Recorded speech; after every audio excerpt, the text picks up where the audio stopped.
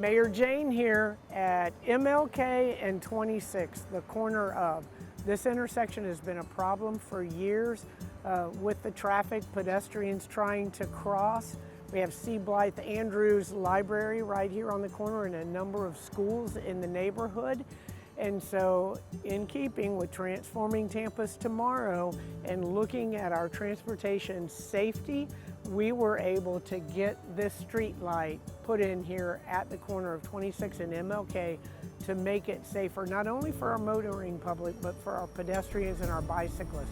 And this is an example of why Tampa is such a great city, because we had FDOT, county commissioners, state representatives, city council members, everybody working together in collaboration to get this street light installed.